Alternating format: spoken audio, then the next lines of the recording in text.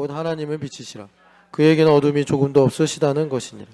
만일 우리가 하나님과 사귐이 있다 하고 어둠에 행하면 거짓말을 하고 진리를 행하지 아니함이거니와 그가 빛 가운데 계신 것 같이 우리도 빛 가운데 행하면 우리가 서로 사귐이 있고 그 아들 예수의 피가 우리를 모든 죄에서 깨끗하게 하실 것이요 만일 우리가 죄가 없다고 말하면 스스로 속이고 또 진리가 우리 속에 있지 아니할 것이요 만일 우리가 우리 죄를 자백하면 그는 미쁘시고 이로우사 우리 죄를 사하시며 우리를 모든 불 위에서 깨끗하게 하실 것이요 만일 우리가 범죄하지 아니하였다 하면 하나님을 거짓말하는 이로 만드는 것이니라. 또한 그의 말씀이 우리 속에 있지 아니하리라. 아멘. 자, 우리 옆 사람에게 이렇게 축복합시다. 하나님의 빛 가운데 행합시다.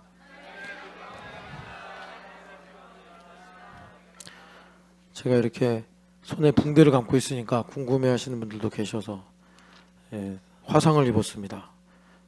뜨겁게 그래가지고 많이 데웠고 지금 계속 화상병원 다니면서 드레싱하고 있습니다.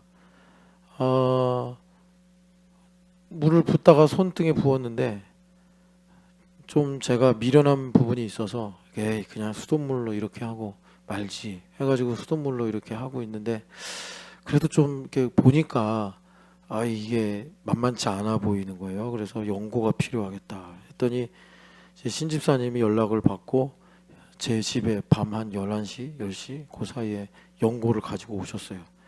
그러더니 왜 그러세요? 해가지고 손을 보여줬더니 막 소리를 막 지르는 거예요. 응급실 가야 된다고. 안 가고 싶은데요. 그랬더니 가야 된대요. 그래서 막 저를 데리고 응급실 갔어요. 그래가지고 늦게 잤어요. 12시 넘어서 응급실 가가지고 저 기다리느라고.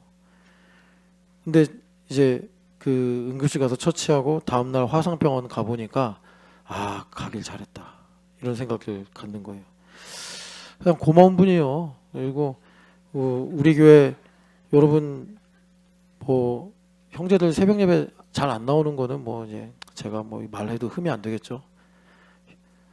형제들 새벽 예배 잘 안 나오는데 유일하게 혼자만 나와요. 열심히 꾸준히. 뭐 그렇다고 뭐 프리랜서냐? 아니잖아. 여기 쓴 대로 지금 위기의 사나이인데 새벽 예배 열심히 나온단 말이에요. 고마운 분이에요. 그래서 박하게 대하는 거예요. 제가 편하게 대할 수가 없는 거예요. 부담이 있어서 신집사님 반드시 여기 말씀대로 이렇게 주의 영광을 위해 살아야 되기 때문에 그래서 그러는 거니까 여러분 오해하지 마시고 신집사님은 정말 이제 모르겠어요. 이 손등에 이제 새살이 돋고 이 흉터가 사라질지 좀 남을지 모르겠는데 만약에 여기에 이제 흉이 좀 남으면 이건 신연기의 흔적. 제가 이렇게 부르고 나는 신연기의 흔적을 가졌노라 이렇게. 여러분 가끔 제가 신집사님 너무 뭐라 그래도 미워하나 보다 생각하지 마시고 그럴만한가 보다 생각하시고 신집사님 많이 격려해 주시고 성도님들이 그러더라고요. 신집사님이 가끔 이제 새벽 예배 설교하는데 간증을 많이 하거든요. 그게 너무 좋대요. 여러분 근데 다 들으면 알겠지만 신집사님 고생하는 얘기잖아요. 근데 여러분들 그게 재밌잖아요. 또 고생하니까. 여러분 그렇게 많이 사랑해 주시고 또 서로 격려하면 좋겠습니다. 오늘 미시파트에 관한 말씀으로 우리의 복음이란 제목을 듣는데 이 미시파트가 뭐냐를 우리가 욥기 38장부터 40장에 있는 내용으로 1부 때 좀 자세히 봤어요. 타조가 왜 새끼를 낳아놓고 험하게 대할까? 매는 어떻게 하늘을 날면서 방향을 알 수 있을까? 거기 보면은 들소가 어떻게 가축이 돼서 외양간에서 살까? 뭐 이런 것들. 그런 모든 것이 걔네들이 우리처럼 학교를 다니고 우리처럼 배워서 그러는 것이 아니라 하나님께서 뭐 본능이라고 하죠.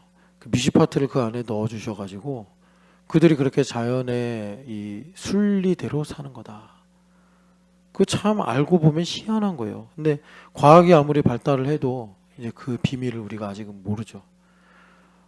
거기에 많은 내용이 있어요.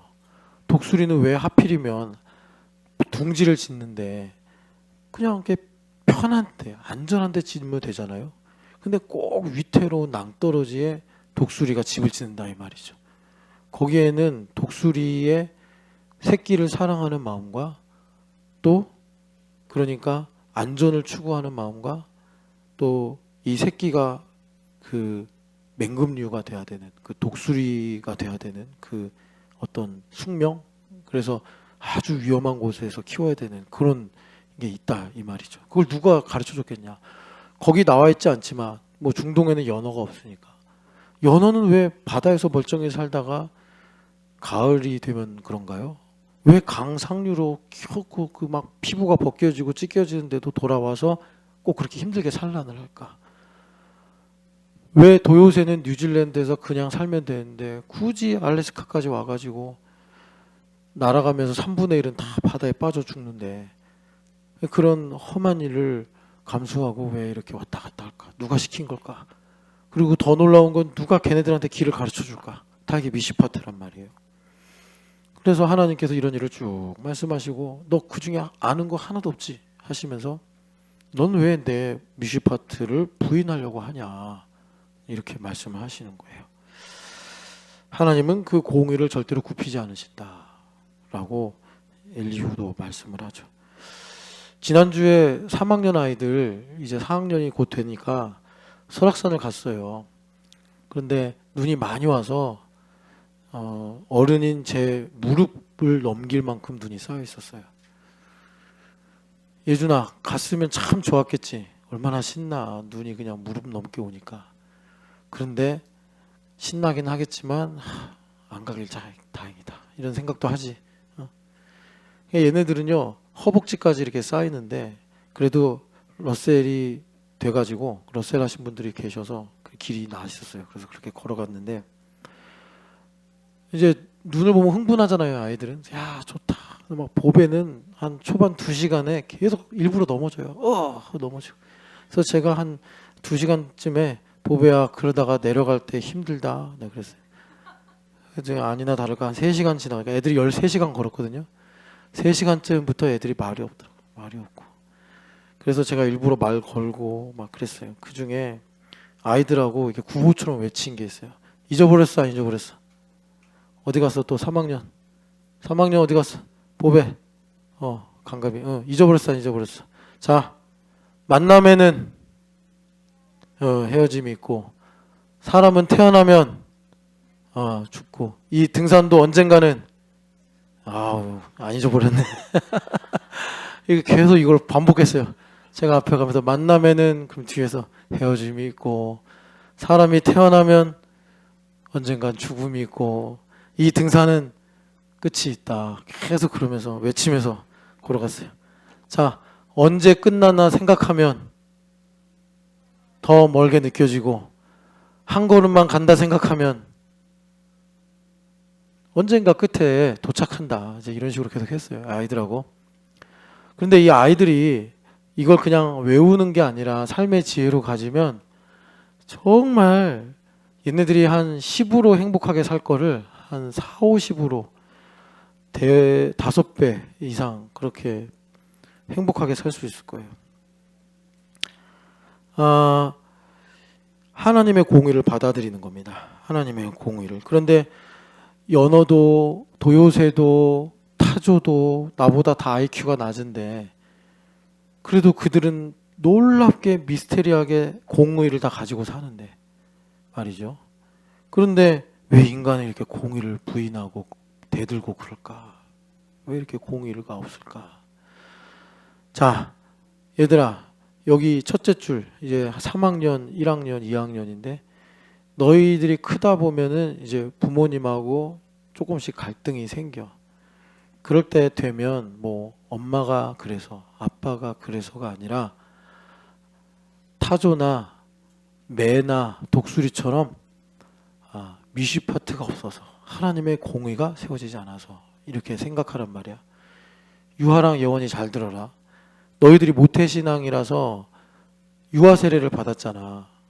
근데 너희들이 이제 유아 세례가 뭔지 좀 생각해야 될 나이야. 그러니까 하나님께서 우리를 구원하시는 방법 중에 하나가 믿는 부모에게 태어나게 하시는 거야. 믿는 부모에게서 태어나게 하시는 것이 구원하시는 방법이야. 그리고 그거는 율법적으로 볼 때 상당히 가능성이 높아. 가능성이 높아. 그래도 구원 못 받는 사람이 생겨. 뭐 에서 같은 사람, 이스마엘 같은 사람은 아브라함, 이삭과 같이 훌륭한 부모 밑에서 태어났는데도 구원 못 받았어. 할례를 받았는데도. 자, 너희들이 두 가지를 고민해야 돼. 나 진짜 예수님 믿는 거 맞을까? 이렇게 찬양하는데 찬양이 안 나와. 아까 이제 여기 동생들 찬양했잖아. 얘네들은 아직 너희들보단 순수하니까 뭐 웬만큼 정신이 딴 데 팔려 있지 않으면 어른들이 찬양할 때 찬양이 그냥 나와. 그런데 너희들 정도 되면 뭐 어른들이 하는 말 들었지? 중2병이라고. 그냥 찬양이 잘 안 나와. 재미없게 느껴지고 약간 억압하는 것 같고. 그리고 이제 설교를 들으면 잠이 와. 지금 여기 보면은 예원이, 가빈이, 저기 채율이 다 이제 설교 적는다고 노트 펴고 있는데 너네들 이제 안 적잖아, 그지? 그러니까 안 적는다고 뭐라고 하는 게 아니야. 나는 그거 너희들 강제로 적게 할 의향이 없는데 설교를 듣는데 잠이 와. 그러니까 목자의 음성인데 안 들린다는 얘기야. 그러면 둘 중에 하나야. 구원을 안 받았든가. 그러니까 내 안에 생명이 없는 거야. 두 번째, 구원은 어떻게 부모님의 이런 노력과 기도로 구원 받았는지는 모르겠는데 심각하게 망가져 있는 거야. 어른들도 마찬가지입니다. 예배 시간에 졸잖아요. 그건 여러분들이 어제 밤을 샜거나 며칠 동안 두세 시간밖에 못 잤으면 뭐 이해하죠. 인간이니까. 근데 어제 실컷 자고 또 뭐 그렇게 뭐 막 피곤이 쏟아질 수 있는 상황이 아닌데 잠이 와요. 그러면 둘 중에 하나예요. 구원 안 받았거나, 구원 안 받았거나, 그러니까 여기 안에 생명이 없다는 겁니다. 아니면 두 번째, 구원은 받았는데 심각하게 훼손된 거예요. 그래서 그걸 새벽에 뭐라고 말씀드렸냐면 시계가 있는데 시계가 이제 시침 분침이 돌아가고 알람도 있고 그렇잖아. 근데 이 녀석이 맨날 틀려. 시계가. 그리고 알람 맞춰도 울리지도 않아. 그래서 나사를 빼가지고 딱 보니까 막 태엽이 엉망진창이야. 막. 그러니까 시계가 거꾸로 돌아가고 막 이러는 거야. 망가져서. 그냥 예배 시간에 졸면은 둘 중에 하나야. 아직 구원 못 받았든가. 자, 구원을 못 받았다고 생각하면 여기서 시간을 축낼 필요 없어. 공부를 더 하든지 아니면 다른 종교에서 참신을 찾든지 둘 중에 하나 해야 돼. 너희들이. 부모님이 그거 이제 못 해줘. 너희들 이제 6학년 졸업할 때 다 이미 해줬다고 생각해야 돼. 이제는 너희들이 그거 생각하고 판단해야 된다고. 만약에 구원은 받은 것 같은데 내가 지금 많이 고장나 있다. 그러면 목사님 이해할 테니까 다른 교회를 다니도록 해봐. 뭐 친구들이 많은 교회라든지 아니면은 부모님이 반대를 해도 내가 설득을 할게. 이건 구원의 문제니까. 얘를 계속 이렇게 익숙한 데 뒀다가는 시간 지나가고 지금이야 조금 순수함이 남아서 말을 듣는다 하는데 대학 가면 뭐 이제 완전히 세상에 뭐 가로막는 게 없는데 그 시기가 오기 전에 내가 정말 나의 교회는 어디인가 그걸 찾으러 다녀야 돼. 그냥 믿는 척하고 있으면 그 믿는 척도 발전해요. 그래서 정말 믿는 척하면서 자기가 믿는다고 생각한다니까.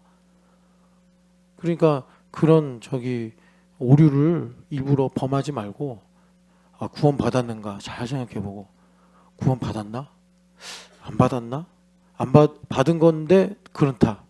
내가 뭐 하나님을 만나는 것 같지도 않고 예배를 해도 하나님을 경배하고 싶은 마음이 안 들면 다른 교회를 찾아가라. 그래서 거기서 뭔가 나에게 감동을 주든지 나에게 깨달음을 주는 그런 교회를 가서 예배를 해라. 그렇게 해야지 여기서 계속 신앙도 성장 안 하고 열매도 없고 나도 뭐 하나님 만나는 것 같지도 않은데 괜히 안 나오면 죄 짓는 것 같고 이래서 교회를 일부러 나올 필요는 없다. 그건 니들이 이제 선택할 나이다. 생각해보고. 그리고서 그런 것들이 고민하고 기도하고 생각해서 어느 정도 윤곽이 잡히면 그때 이제 입교를 하는 거야. 이제 부모님의 신앙이 아니라 저의 마음으로 믿음을 고백합니다. 그렇게 가야 된다고. 너희들이 이거 잘 생각하고 결정을 해야 돼요. 여기 초등학생들은 해당 안 되니까 적을 필요 없어. 뭘 뭐 점검을 해. 그냥 엄마 말씀 잘 들으면 되지. 유하랑 예원이는 엄마 말씀을 이제 안 들어. 안 들어. 들을 나이가 아니야. 벌써 뭐 너도 엄마보다 키 크지? 유아도. 그러니까 이제 엄마 말씀 안 들어. 이제 안 들어도 된다는 게 아니라 이제 너가 스스로 선택해야 될 몫이 커진다는 거예요. 자, 미시파트 얘기 계속 하고 있습니다. 인간은 자유의지가 있기 때문에 참 이 미시파트 문제가 까다로워요.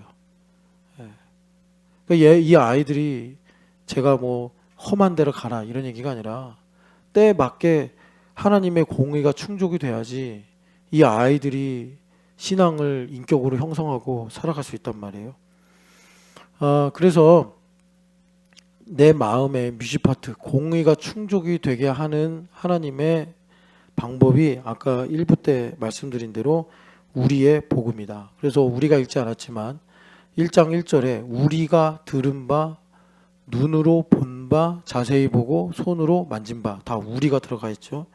여기서 우리는 지금 여기 모여있는 우리이기도 하지만 동시에 창세기 1장에 우리의 모양과 우리의 형상을 따라 사람을 만들자 하신 그 우리도 됩니다. 성삼위 하나님의 우리라는 거죠. 그래서 우리 가운데 있을 때 우리 안에 복음은 뭐냐? 하나님의 공의, 미시파트라고 하는 예수님께서 내 안에 세워지신다. 그런데 여기 그 책 이야기 1부 때 드렸는데 이 책 꼭 읽으시고 뭐 이렇게 읽으라고 해도 안 읽는 거 알지만 어떡하겠어요. 여러분들이 갑이고 내가 을인데 계속 읽으라고 하소연해야지.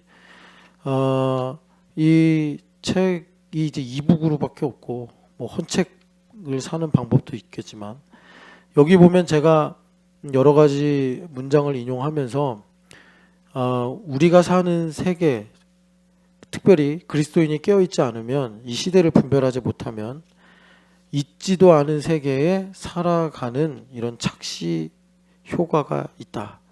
그러니까 있지도 않은 세계라는 게 뭐냐면 권위 없어졌어요. 말만 있지. 국어사전에 있지. 권위는요 타파해야 되는 거고 정말 모택동이 죽어서도 성공한 거예요. 이 권위를 해체시켜 버렸으니까. 권위는 없어요. 이제 권위는 나쁜 거예요. 권위는 숨겨야 되는 거예요. 그런 게 됐어요. 뭐 그런 것 중에 하나가 여기 우리도 해체가 됐어요. 나밖에 없어요. 칼럼 보시면 이미 성경에서 예언한 바 사랑이 식어지고 사람들이 자기를 사랑한다 이렇게 말하잖아요. 그게 뭐냐면 이제 우리는요 나쁜 말이에요. 나는 절대적으로 선한 말이고 우리는 나의 반대말이 됐어요. 그래서 양립할 수 없는 단어가 됐어요. 해체된 거죠 우리도.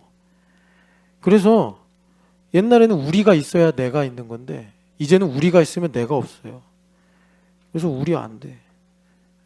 그래 이런 게 다 이제 해체되고 소멸됐기 때문에 이런 거를 우리가 시대를 분별하지 못하면 있지도 않은 세계에서 살아가더라. 이걸 프란시스 셰퍼 목사님이 이 책에서 이제 경고를 하고 있는 겁니다.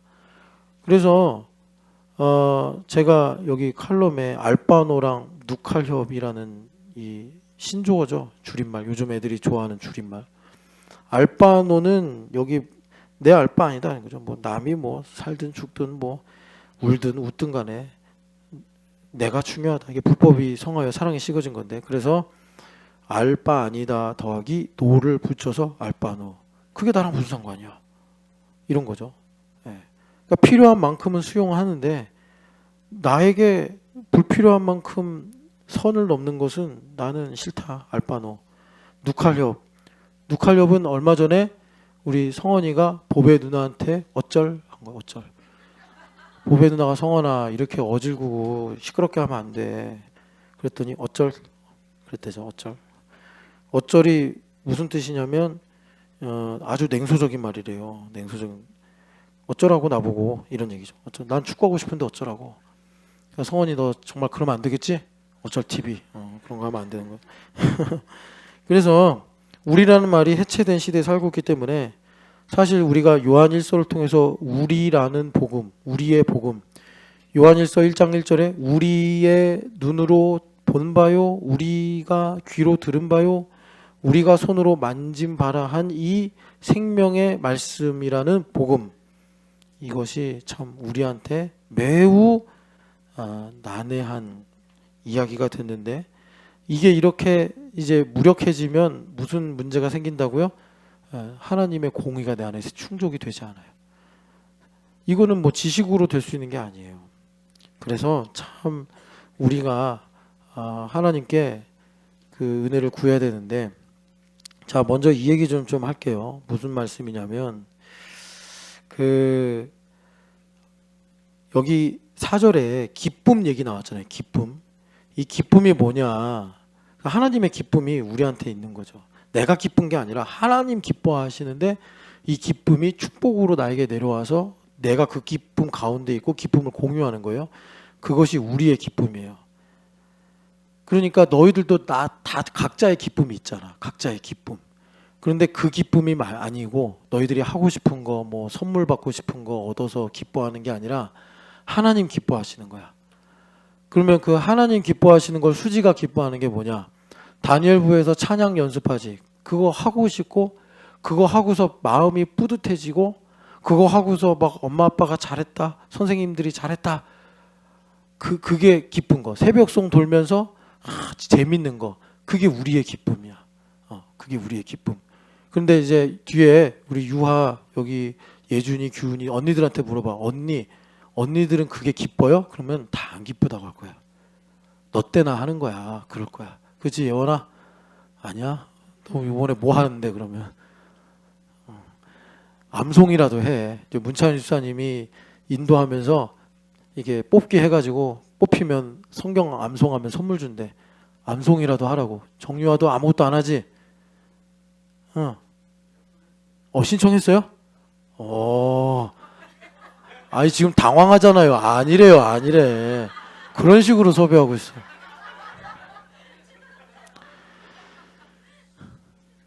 내가 우리 언니들 얘네들이 주캐 밀기 아니냐? 얘네들 체면을 생각해서 안 묻는 거야. 새벽송 이제는 좀 힘들걸. 이제 6학년이나 되는데 무슨 새벽송이야. 야 3, 4학년 니들이나 해. 이제 이런 느낌일 거라고. 목사님 안 물어도 다 알아요. 그게 인간이 가는 길이거든. 자, 그래서 여기에 이 기쁨이 충만하게 하신다. 자, 하나님은 뭘 기뻐하실까요? 죄인이 회개하는 걸 기뻐하십니다. 그래서 우리에게 죄사함의 은혜가 임하는 것이 기쁨입니다. 그러니까 얘네들은 순수하잖아요. 어린애들은. 그러니까 그게 머리로부터 흘러내리는 거예요. 그냥. 근데 예원아, 규하야, 오늘 너희들 좀 괴롭힐 거야. 계속 목사님이. 째려보지 말고. 자, 그러니까 무슨 말이냐면, 야 얘들아, 너네 이제 선택을 해야 돼. 가만히 앉아 있으면 안 된다고. 나만의 공부 방법을 찾기 위해서 스케줄러를 쓰면서 내가 30분 이상 집중이 안 되는구나. 집중이 안 되는 거는 뭐가 방해가 되는 걸까? 내가 이런 시간을 허투루 버리는구나. 왜 그럴까? 스마트폰이 문제일까? 아니면은 내가 공부하는 환경이 문제일까? 공부를 어떻게 하면 잘 전략적으로 순서를 만들어서 할까? 내가 이렇게 스케줄러를 쓰면서 보니까 내가 문장을 해석하는 게 좀 느리구나. 그럼 이 부분은 어떻게 해야 될까? 학원이나 과외에 도움이 필요하면 시간이 더 늦기 전에 부모님한테 얘기해서 보충할 수 있는 방법도 찾고, 그래야지 나만의 공부 방법을 찾는다고. 그냥 내가 가만히 시간 가는 대로 살면은 누가 나만의 공부 방법을 찾아줘? 그러니까 마찬가지로 너희들 신앙도 똑같아. 너희들이 선택해야 돼. 왜 해야 되는지, 이건 왜 안 하고 있는지. 그러니까 지금 앞에 보면 얘네들이 다 너희들 하던 것처럼 지금 설교를 적잖아. 지금 안 적잖아. 왜 안 적는지, 안 적어도 되는 건지 생각을 해야 된다고. 적어야 될 필요가 있으면 조금만 수첩에라도 적고, 적을 필요가 없는 것 같으면 그거 없이도 성경 설교를 잘 들을 수 있는 뭐 방법을 찾든지 그렇게 해야 된단 말이야. 여하튼 간에 그래서 너희들이 지금 해결해야 될 문제가 뭐냐면, 얘네들은 특별히 하나님 앞에 막 구하고 그러지 않아도 순수하기 때문에 죄사함의 은혜가 있어요. 그냥 흘러내린다고. 그러니까 교회에서 크리스마스가 되면 그런 것들을 참여하는 게 좋아. 근데 이 죄사함의 은혜가 없잖아. 그럼 그런 모든 것이 다 짐스럽게 여기는 거야. 짐스럽게 여기는 거야. 뭘 계속 하라고 그래. 아니, 크리스마스 이브에 집에서 그냥 나 영화 보고 싶고 맛있는 거 먹고 싶은데 아니 왜 대학로까지 오라 가라야. 피곤해 죽겠네. 이렇게 되는 거야. 그게 왜 그러냐면 그냥 내 기호의 문제가 절대 아니라고. 이거를 기호의 문제 차원에서 얘기할 거면 교회를 다닐 필요가 없어. 그냥 성당 다니든지. 성당은 1년에 한두 번만 가면 되니까. 우리가 교회를 다니는 이유가 뭐냐면 영적으로 살려고 하는 거거든.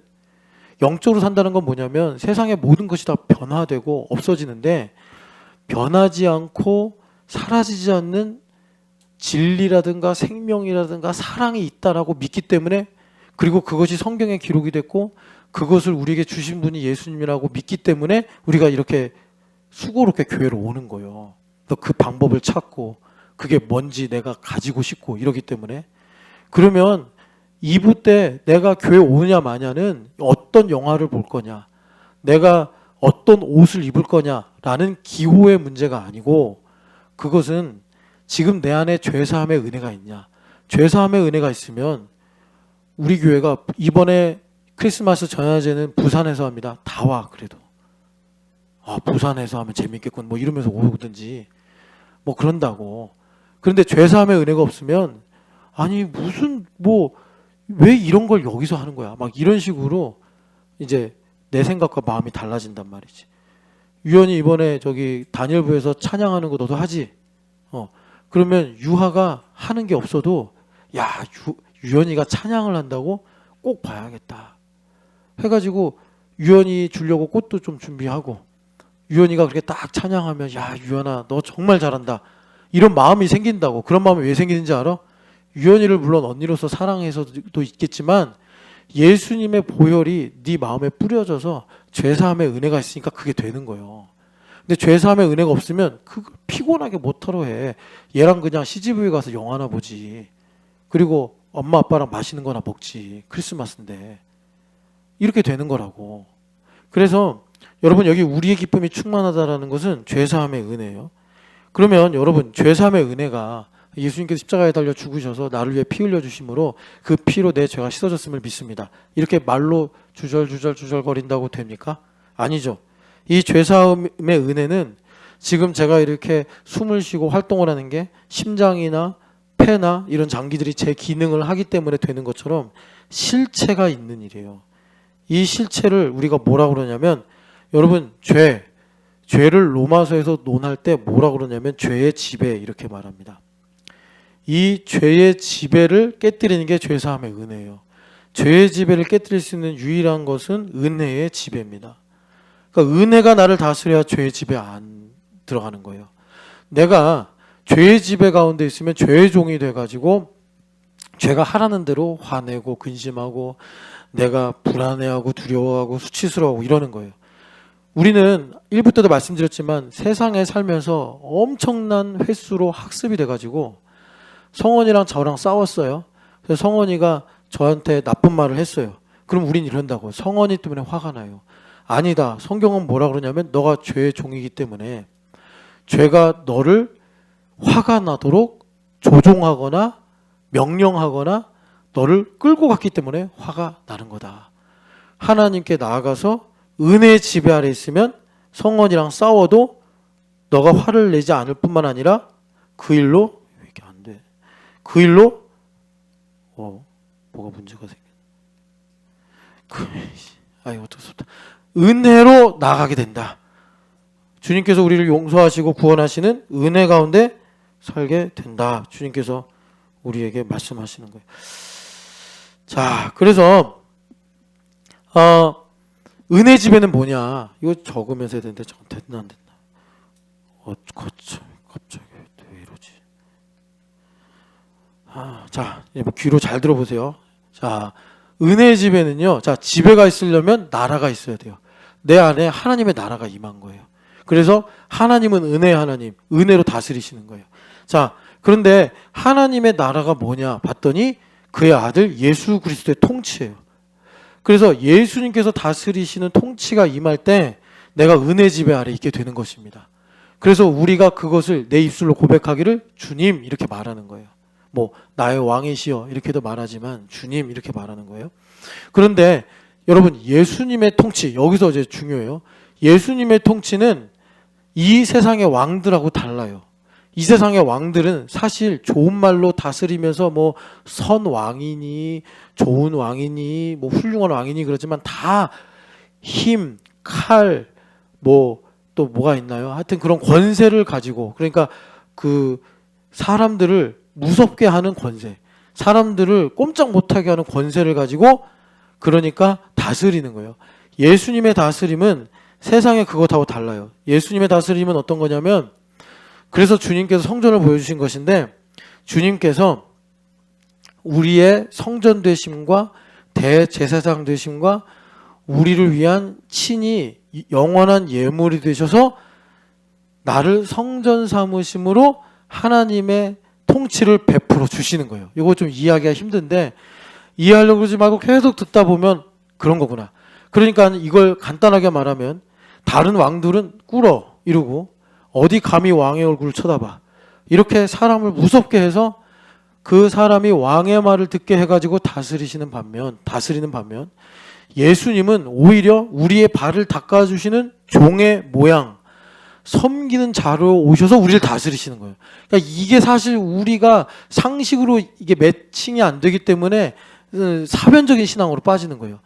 예수님께서 정말 세상에 그런 황제들처럼 오셔가지고 내 말 안 들으면 너 죽는다 이러면서 하시면 우리가 받아들이기 쉬워요. 그런데 예수님은 하나님의 사랑으로 오셔서 그런 군림하는 태도로 우리한테 명령하시고 우리를 다스리시는 것이 아니라 오히려 아기 예수로 오신 것처럼 종으로 섬기는 자로 그 종도 말이죠. 발 씻어주는 종이에요. 발 씻어주는 종. 그래서 그런 정말 그 낮은 모습으로 오셔가지고 우리를 다스리시는데 야 이게 진짜 기가 막힌 거예요. 근데 이거는 이제 우리가 그렇게 이제 이해하기 쉽게 말하는 거고 예수님께서 진짜 뭐 발을 씻어주시면 우리를 다스리시는 게 아니잖아요. 그렇게 우리가 예수님의 다스리심은 이런 섬기는 모습으로 다스리시는 거구나를 이해하게 하시려고 한 거고 그 섬김의 내용이 뭐냐 봤더니 당신께서 직접 성전이 되셔서 당신께서 직접 대제사장이 되셔서 당신께서 직접 예물이 되셔서 우리를 성전 삼아 주시는 거예요. 그걸 한마디로 말해서 내가 예수님의 성전이 되었다. 예수님 내 안에 계신다. 이렇게 말을 하는 거예요. 예수님을 내 안에 모시고 살아갈 때 예수님께서 그 섬김으로 우리를 다스려 주셔서 나에게 은혜를 베풀어 주실 때 내가 죄사함의 확신을 갖고 사는 거예요. 자, 그러면 여기서 이걸 이제 여러분들 잘 이해했어요. 머릿속에 잘 가지고 있어요. 그럼 이게 실체가 돼야 될 거 아니에요. 그것이 믿음으로 행하는 건데 그럼 믿음으로 행하는 게 뭐냐? 이거예요. 받은 만큼 주는 거예요. 그게 믿음이에요. 자, 신집사님이 예수님께 발을 씻김 받았어요. 그건 어떻게 보면 비유고 실체는 뭐냐면 나를 성전 삼으시고 나의 대제사장 되시고 나의 예물이 되셔서 내 안에 예수님 들어오신 거예요. 그래서 내가 예수님의 성전, 집이 된 거예요. 그것을 비유로 예수님께서 우리를 섬겨주신다. 우리의 발을 씻겨주신다 이러는 거예요.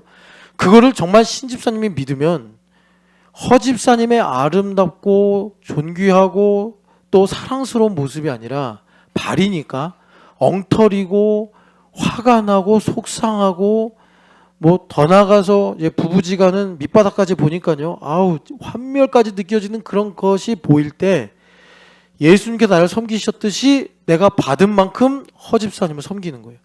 그래서 허집사님의 발을 닦아줄 때 그거를 주님께서 너가 믿는구나. 너의 믿음이 행함으로 온전하게 되는구나. 이렇게 되는 거예요. 그것이 내가 죄사함의 은혜 가운데 은혜의 지배로 죄사함의 확신을 갖고 사는 것이요. 그것이 우리의 기쁨의 첫 단추예요. 자, 제가 여기까지 말씀을 드릴게요. 그래 이게 뭐냐면 로마서 5장을 가보시면 로마서 5장 자, 2절 말씀 읽어보겠습니다. 또한 그로 말미암아 우리가 믿음으로 서 있는 이 은혜에 들어감을 얻었으며 하나님의 영광을 바라고 즐거워하느니라. 아멘.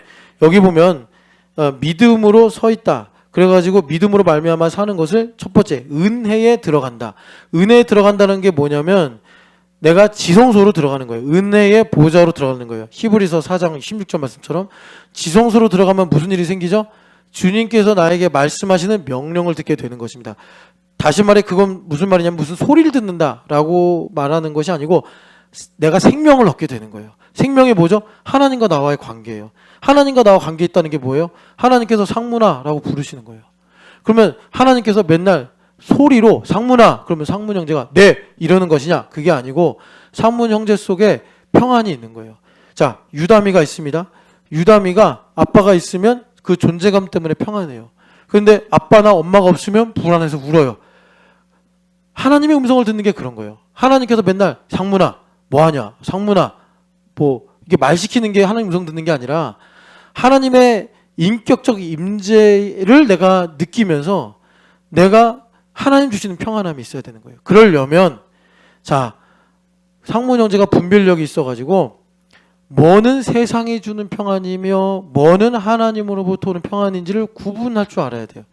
이 구분하는 분별력은 상문 형제가 하나님께서 주신 은혜를 고백하는 만큼 생기는 거예요.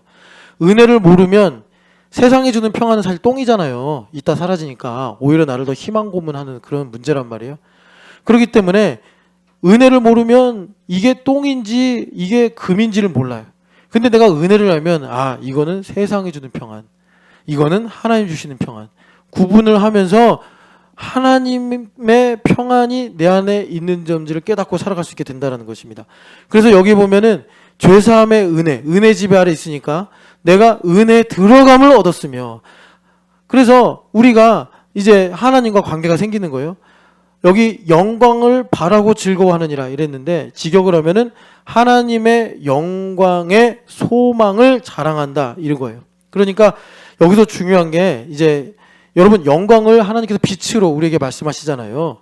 여기 요한일서 보면은 1장 4절이 이제 내가 이 편지를 쓰는 목적은 기쁨을 충만하게 하려 합니다. 이렇게 말하고, 그러면 이 편지의 목적이 4절이면 5절부터 10절은 편지의 요약이에요.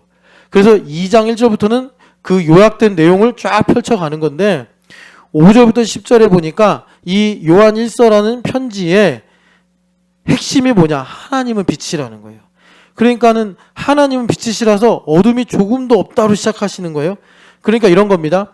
내가 하나님 앞에 죄사함의 은혜를 입어서 지성소로 들어가요. 들어가서 그 지성소에서 은혜를 베푸시는데 그게 하나님의 음성을 듣는 거예요. 그래서 하나님의 음성을 들으니까 내가 듣고 깨달아요. 아, 하나님의 나를 향하신 계획과 뜻이 이런 거구나. 하나님의 영광을 내가 알게 되고 고백하게 되고, 그래서 그것을 내가 이루어진 사실로 믿으면서 소망할 때 그 영광으로부터 아까 자랑한다 그랬죠. 즐거워한다. 자랑한다는 게 뭐냐면 내가 그 영광을 위해 살고 싶고 그 영광에 참여하고 싶고 나도 그 영광을 상속받고 싶은 거예요. 그게 뭐냐면 자원하는 심령이에요. 그래서 내가 자원하여 기도하고 싶고 자원하여 충성하고 싶고 자원하여 하나님께 뭐라도 더 드림으로 가까이 가고 싶은 생명의 강물이 흘러가는 거예요. 그래서 여러분 자원한다고 그랬을 때 최상급이 뭐냐면 인내예요. 그래서 계시록에서 계속해서 인내를 주님께서 그렇게 강조하고 계시는 것입니다. 그래서 하나님은 빛이시다. 그 말씀은 뭐냐면 자, 우리 마음에 하나님께서 빛을 비추세요. 빛을 비추시면 내가 몰랐던 어둠이 드러납니다. 그 어둠이 드러나는데 하나님은 어둠이 조금도 없으신 분이기 때문에 그 어둠을 빛으로 바꾸시는 거예요. 그 어둠을 빛으로 바꾼다는 건 뭐냐면 내 안에 이런 어둠이 있었는데 이 어둠으로 인하여 하나님께서 하나님의 뜻이 무엇인지를 깨닫게 하셔서 바울 사도가 나는 이전에 폭행자요 핍박자요 살인자여서 사도라 칭함을 받을 수 없었는데 하나님의 은혜 보좌 앞으로 나가니까 그런 모든 일들을 통해서 어머니 뱃속에서부터 하나님께서 나를 어떤 목적을 위하여 무슨 영광을 위하여 선택하시는지를 알게 됐더라라는 것입니다. 그래서 더 이상 자신이 예전에 바리새인으로 살면서 스데반을 순교시키면서 하나님을 대적하면서 살았던 것이 수치가 아니라 오히려 하나님께 더 큰 열심으로 자원하는 마음으로 반응하게 하는 반동의 힘이 되는 거예요. 자원하는 심령이 되는 거예요. 그래서 다윗 왕이 회개하면서 뭐라고 그랬죠? 시편 51편의 이게 핵심 구절인데 그것이 뭐냐면 이거예요. 아, 하나님 나에게 구원의 감격을 회복시켜 주시고 그래서 나로 자원하는 심령을 가지게 하여 주시옵소서. 그래서 요한 사도가 하나님은 빛이시고 빛이시기 때문에 우리는 반대로 뭘 말하는 거죠? 저는 죄가 있습니다라고 고백하는 거예요. 빛이 없으면 죄가 없어요. 우린 다 죄인이란 말이에요. 빛이 없으면 죄가 안 보이니까 죄인인 줄 모르고 회개를 안 하고 편하게 사는 거예요. 빛이 비춰지면 죄가 드러나는 거예요. 죄가 드러나서 원수마귀도 그 기회를 틈타서 정죄하고 우리를 두렵게 하는 거죠. 그런데 우리 하나님께서 여기 보면은 빛 가운데 행하라. 빛 가운데 행하라는 게 뭐냐면 우리가 서로 연결되고 결합이 되어서 성삼위 하나님 안에 있는 거예요. 그러면 원수마귀가 정죄하고 핍박해요. 사도 바울을 가지고 너는 살인자요 폭행자이기 때문에 사도라 칭함을 받을 자격이 없어라고 말할 때 우리가 연결되고 결합이 된 일로 인해서 마디와 힘줄을 통해 성령 하나님의 기름 부음이 내려오면 바울 사도에게 하나님께서 너를 향하여 가지고 계신 계획이 이러하며 하나님의 영광이 이렇게 크다라는 것을 깨닫게 하심으로 자원하는 심령이 일어나서 바울 사도가 수없이 매를 맞아도 내가 먹지 못해도 잠을 자지 못해도 내가 고통을 당해도 하나님의 영광을 위해 살고자 하는 여러분 억지로 한 게 아니라 자원하는 심령으로 나가게 되더라라는 것입니다. 그래서 여기서 빛 가운데 행하라. 예수님께서 요한복음 12장에 너희가 빛이 있을 동안에 빛을 믿고 빛 가운데 살면 빛의 자녀가 되리라 주님께서 말씀하신 그것이 지금 이 5절부터 10절의 내용입니다. 그래서 우리가 죄 없다 하면은 하나님을 거짓말로 만드는 자요. 내가 죄를 자백하면 하나님은 미쁘시고 의로우사 빛이시라 이 말이에요. 우리를 사하시고 우리 사해 주시니까 하나님께서 나를 또 새로 거듭나게 하시는 것이요. 그래서 하나님께서 나에게 이 하나님의 공의를 세우시고 세상을 이기는 힘을 우리에게 주신다라고 말씀하시는 것입니다. 자, 그래서 여러분 우리가 지금 이 5절부터 10절의 이 복음의 내용을 이해를 하려면 오늘 여기 신영기 집사님이 하나님의 모략이라는 주제로 썼는데 하나님의 모략이 뭐냐면 이런 내용이에요. 하나님의 모략은 자, 우리 이 말씀은 찾아서 읽겠습니다. 로마서 5장을 가면 여러분 이 말씀은 정말 중요한 말씀인데 그러니까 그냥 지나치면 안 되는 말씀인데 우리가 잘 묵상을 안 해요. 5장 20절 21절 같이 읽어보겠습니다. 율법이 들어온 것은 범죄를 더하게 하려 함이라 그러나 죄가 더한 곳에 은혜가 더욱 넘쳤나니 이는 죄가 사망 안에서 왕노릇한 것 같이 은혜도 또한 의로 말미암아 왕노릇하여 우리 주 예수 그리스도로 말미암아 영생에 이르게 하려 함이라. 아멘. 그러니까 여기 바울 사도가 복음을 어떻게 설명하냐면 죄가 더한 곳에 은혜가 더욱 넘치는 것이 복음이다.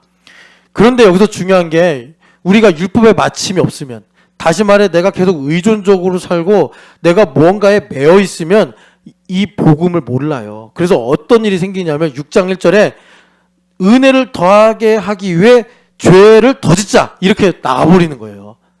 그러니까 이 말이 일상적으로 어떻게 활용되냐면 자 여기 이제 보미 집사님이 없지만 김 목사님하고 보미 집사님하고 부부싸움을 했다 합시다. 그런데 김 목사님이 이러는 거예요. 죄가 더한 곳에 은혜가 더욱 넘친대. 괜찮아. 나는 은혜로 사니까 괜찮아. 율법이 없으니까 그런 거예요. 율법에 맞추면 안 되니까 우리가 그렇게 나를 정당화하는 쪽으로 이 말씀을 사용하는 건데 여러분 죄가 넘치는 곳에 은혜가 더욱 넘치면 김 목사님이 부부싸움한 일이 있다고 합시다. 그러면 그걸로 인해서 김 목사님이 오히려 자기를 더 깊이 성찰하고 아내를 나에게 주신 하나님의 뜻이 무엇인가를 깨달아 1번은 더욱 회개하면서 하나님의 은혜가 나로부터 흘러가는 이런 길을 찾지. 아니 하나님께서 죄가 있는 곳에 은혜가 더욱 넘치게 한다니까 너 나 용서해. 이렇게 안 나가요. 김 목사님이 은혜가 더한대잖아. 왜 용서 안 해? 이렇게 안 나간다고. 어떻게 나가냐면 복음의 능력 때문에 아내가 하나님의 때에 맞게 용서할 때까지 김 목사님이 꾸준히 기쁨으로 자원하는 심령으로 아내를 사랑하고 섬기는 일들을 하게 되더라라는 것입니다. 그걸 통해서 자기를 깊이 성찰하는 일들이 일어나는 거예요. 하나님의 모략이, 그래서 제가 이것을 하도 예수님 믿는 사람들이 이렇게 하는 거예요. 가빈이랑 예성이랑 싸웠는데 예성이가 가빈이한테 이러는 거예요. 죄가 있는 곳에 은혜가 더욱 넘친대잖아. 너 나 용서해야지. 너 예수님 믿는 사람들 나 용서 안 하면 어떡해. 좀 이상하지. 사과를 해야 돼. 얘네들도 다 알잖아요. 어른들이 그런다니까요. 그러니까 이거는 이제 율법이 완성이 안 된 문제, 율법에 맞춤이 안 된 문제고, 여기서 말씀하시는 건 뭐냐면 하나님은 빛이시라 어둠이 조금 더 없으셔서 우리에게 빛을 비추시면 내가 얼마나 믿음이 없고 내가 얼마나 세상을 사랑하는지가 드러나는데, 그럴 때 하나님께서 그것을 나에게 뒤집으셔가지고 하나님의 은혜가 얼마나 큰지를 깨닫고 알게 하신다.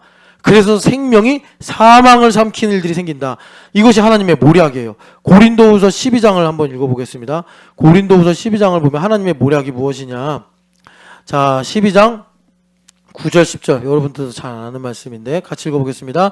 나에게 이르시기를 내 은혜가 내게 족하도다. 이는 내 능력이 약한 데서 온전하여 짐이라 하신지라. 그러므로 도리어 크게 기뻐함으로 나의 여러 약한 것들에 대하여 자랑하리니 이는 그리스도의 능력이 내게 머물게 하려 함이라. 그러므로 내가 그리스도를 위하여 약한 것들과 능력과 궁핍과 박해와 곤고를 기뻐하노니 이는 내가 약한 그때의 강함이라. 아멘. 여기 번역을 참 잘했는데 여러분 여기 10절에 보면은 이는 내가 약한 그때에, 조금 더 어감을 살리면 약한 그때 곧 강함이라 이거예요. 근데 이거를 예수님 믿는 사람들이 그냥 물타기를 해. 물타기를 해가지고 어떻게 하냐면 약할 때 도와주셔 이렇게 생각을 해요. 약할 때 도와주셔 이렇게 해버려가지고 지금 내가 약해. 여기는 지금 바울 사도니까 능력, 궁핍, 박해, 공고인데 내가 염려하고 있어요. 나를 도와주실 거야. 약할 때 강함 되신다잖아. 하나님 나를 도와주실 거야. 그래서 어떻게 하냐면 언젠가 시간이 지나가면 좋아지겠지. 이런 생각을 해요. 아니에요. 여러분, 복음은 육에서 영으로 거듭나는 거예요. 육에서 영으로 발전하는 게 아니에요. 그러니까 우리가 그리스도의 장성한 분량으로 충만하도록 성장하는 건 뭐냐면 매일매일 거듭나는 거예요. 그런데 우리가 이제 누룩이 들어가서 인본적인 생각을 가지고 있으면 어떻게 되냐면 물타기를 해가지고 하나님 약할 때 강함 되신대잖아. 날 도와주실 거야. 내가 이렇게 지금 염려하고 근심하는데 나를 도와주셔서 오늘보다 내일은 조금 염려하고 그 다음날은 더 조금 염려해서 언젠간 염려가 없어질 거야 라는 이상한 낙관적 합리주의자가 되는데 그거 아니라고요.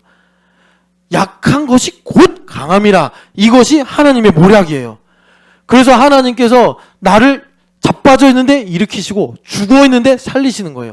여러분 이 복음의 능력을 하나님의 모략으로 여러분 선포하시고 고백하시기를 축복합니다. 고린도전서 1장을 읽어보죠. 고린도전서 1장을 읽어보면 우리가 성경 말씀 듣고 교회 생활하면서 물타기 한 게 너무 많아서 지금 제가 이거 다 찾아가면서 이제 도장 깨기 같이 하는 건데 1장 18절 말씀 읽어보겠습니다. 십자가의 도가 멸망하는 자들에게는 미련한 것이요 구원을 받는 우리에게는 하나님의 능력이라. 아멘. 그러니까 여기도 마찬가지입니다. 십자가가 하나님의 지혜요. 그 밑에 가면 이제 하나님의 지혜라고 하잖아요. 하나님의 능력인 것입니다. 십자가 이퀄. 십자가가 점점 지혜와 능력이 되는 게 아니라 십자가가 곧 하나님의 능력이요 지혜더라라는 것입니다. 그래서 여러분 이걸 다 모아서 한마디로 말하면 이거예요. 구약 성경 보면은 하나님께서 열심히 일을 하셔가지고 하나님의 계획을 성취해 가시는데 거기 보면은 마디마디가 있어요. 하나님께서 전환을 하시는, 지금도 우리가 전환기에 있는데 하나님께서 전환을 하시는데 전환을 하는 모멘텀이 언젠가 잘 보면 이스라엘 백성들이 거역할 때예요. 성전을 허무실 때도 마찬가지예요. 또 성전을 세우시려고 성막을 허무실 때도 마찬가지예요. 하나님께서 이스라엘의 거역과 죄를 축으로 일을 하시더라라는 것입니다. 이게 참 신기한 거예요. 이걸 이제 우리가 하나님의 모략이다. 그래서 하나님의 모략은 뭐냐면 십자가는 내가 두려워하고 내가 부끄러워하는 것인데 그게 하나님의 지혜와 능력이다. 이런 거예요.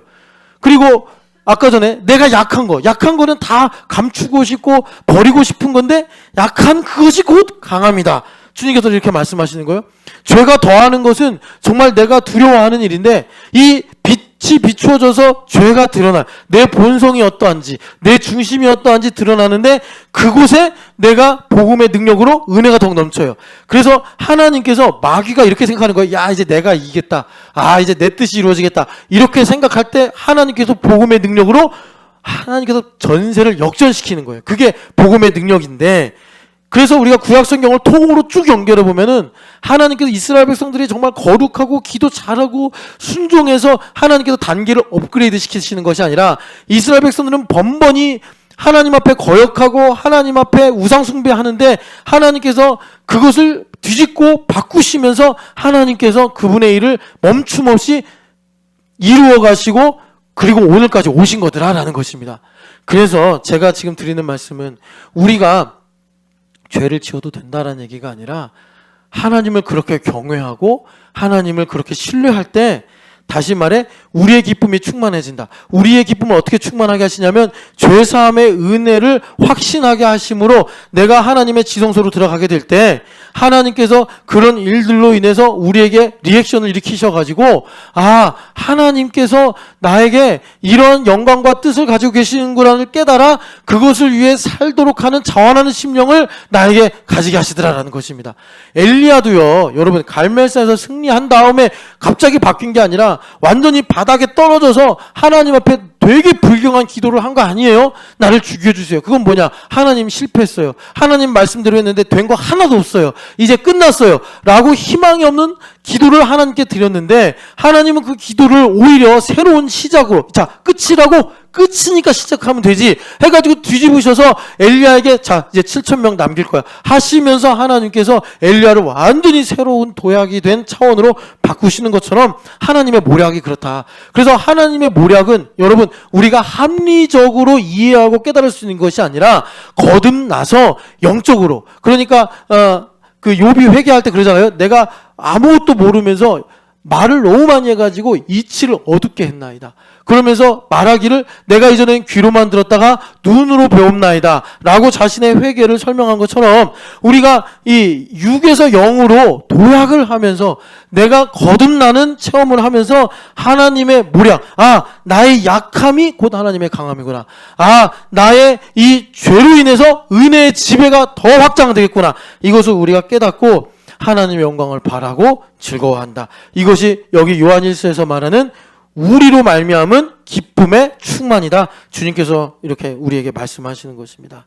그래서 여러분 빛 가운데 행한다는 게 무엇이냐? 결국 여기 말씀대로 우리가 되는 것인데 이 우리가 되는 것은 여러 번 우리가 이런 말씀을 들으면서 찾았고 읽었던 것처럼 성삼위 하나님 안에 들어가는 거예요. 성삼위 하나님 안에 들어가는 것. 자, 요한복음 17장을 우리 한번 읽어보고 이제 말씀을 마무리하겠습니다. 요한복음 17장을 보면은 자, 21절부터 23절까지 읽겠습니다. 아버지여, 아버지께서 내 안에 내가 아버지 안에 있는 것 같이 그들도 다 하나가 되어 우리 안에 있게 하사 세상으로 아버지께서 나를 보내신 것을 믿게 하옵소서. 내게 주신 영광을 내가 그들에게 주었사오니 이는 우리가 하나가 된 것 같이 그들도 하나가 되게 하려 함이니이다. 곧 내가 그들 안에 있고 아버지께서 내 안에 계시어 그들로 온전함을 이루어 하나가 되게 하려 함은 아버지께서 나를 보내신 것과 또 나를 사랑하심 같이 그들도 사랑하신 것을 세상으로 알게 하려 함이로소이다. 아멘.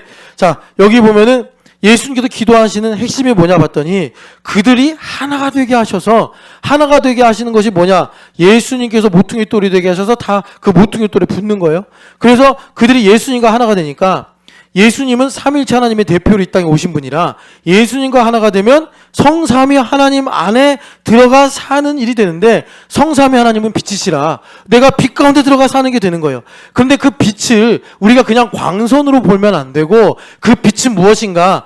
어둠은 말씀하시고 이루시는 은혜가 안 미치는 게 어둠이고, 빛은 뭐냐면 말씀하시고 이루시는 그 성전 안에 거하는 거예요. 그래서 하나님께서 히브리서에 보면 우주를 성전이라고도 말씀하시는 것입니다.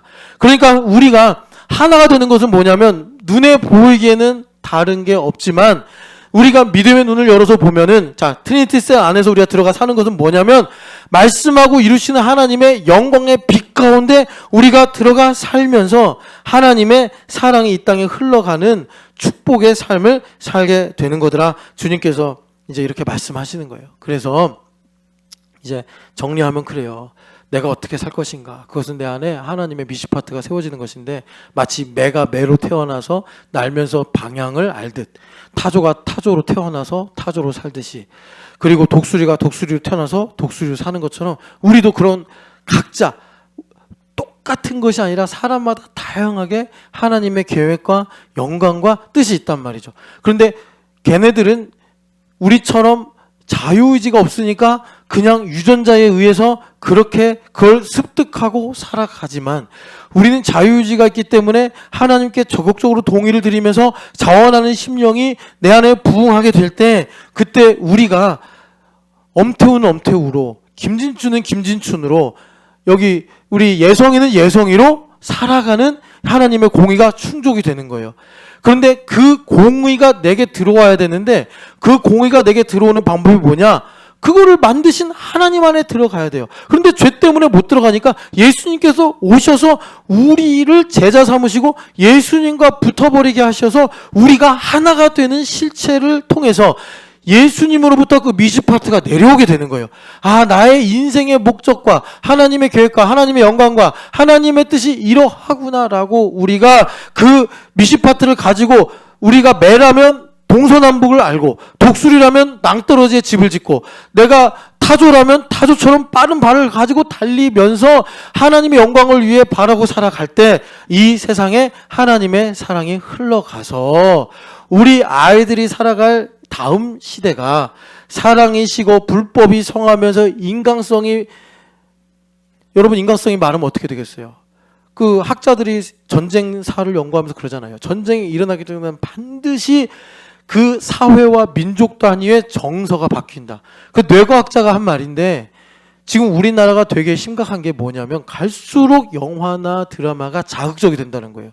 근데 사람이 그냥, 옛날에는 여러분 아시잖아요. 영화 같은 데서 사람이 죽는다 그러면 그냥 암시적으로 보여주고, 아, 사람이 죽었구나. 뭐, 그런데 이제는 소리, 뭐 핏방울, 심지어 막 그 상처가 그대로 드러나게 하면서 사람들을 막 자극하고 그걸 예술이라고 그러잖아요. 근데 그게 계속 사람의 머릿속에 쌓이면 집단적으로 정서가 바뀐대요. 집단적으로 정서가 바뀌었을 때 반드시 일어난 게 전쟁이랍니다. 그건 뇌과학자들이 한 말이에요. 그러니까 우리 아이들 시대에 불법이 성하여 사랑이 식어지면서 사람들의 정서가 메말라지고 인간성이 상실이 되어 이 지구상에 얼마 남지 않은 화약고 중에 하나인 한반도의 전쟁이 일어나지 않게 하려면, 여러분 우리 각자가, 물론 뭐 여러 가지 뭐 이제 일반적인 일이 있겠지만, 우리가 신앙인으로서 하나님의 미시파트가 내 안에 세워져 하나님께서 나를 향해 세우신 뜻, 어머니 뱃속에서부터 나를 빚으시면서 두신 그 계획과 뜻을 알아 내가 자원하는 심령을 가지고 그 영광을 바라고 즐거워하고 자랑하면서 살아갈 때, 여기 23절에 주님께서 말씀하신 것처럼 세상도 그들을 보고 하나님께서 그들을 사랑하심을 알게 하시어, 주님께서 우리 남은 세대, 우리 아이들을 통해서 또 새로운 일들을 행하시는 은혜를 베푸시더라라는 것입니다.